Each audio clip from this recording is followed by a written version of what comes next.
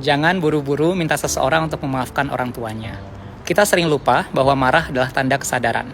Orang dewasa yang akhirnya marah pada orang tuanya bukan sedang kurang ajar. Dia sedang sadar, dulu aku pernah atau sering diperlakukan tidak adil. Aku berhak marah. Dan itu sehat.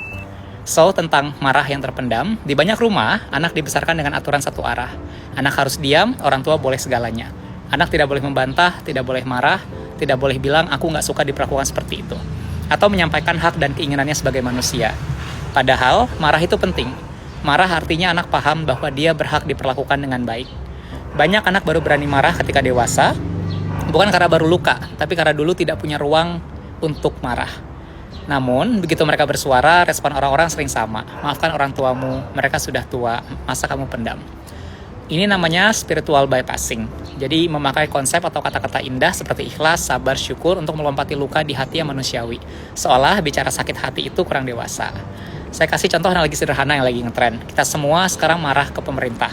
Marah karena mereka korupsi, karena ketidakadilan, kebijakan yang ngaco, pemerintah ngatain kita tolol, marah karena disakiti secara sistemik. Dan itu wajar. Kita protes, kita kritik, turun ke jalan, karena kita ngerasa negara ini gagal mendengar suara rakyat. Nah, sekarang saya tanya, kalau kita bersorak saat rakyat marah ke pemerintah, kenapa ketika anak marah ke orang tua, buru-buru disuruh memaafkan, bahkan dibilang durhaka?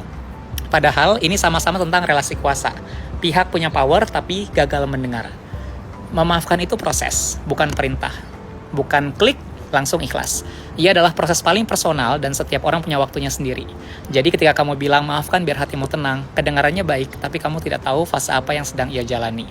Kadang justru marah adalah titik ketika seorang belajar untuk hidup sehat dan memahami hak-haknya. Coba kalian bayangkan gitu ya, punya teman yang 10 tahun ngatain kalian mulu bodoh. Pasti gak mau temenan lagi sama dia.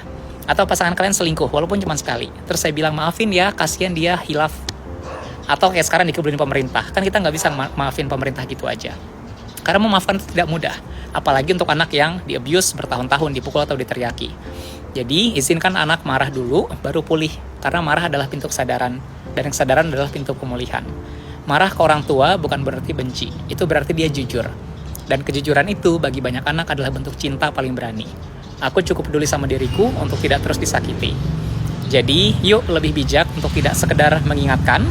Kamu harus bersyukur, kamu harus memaafkan. Ini bukan narasi untuk membenci orang tua. Ini tentang mengembalikan hak anak sebagai manusia.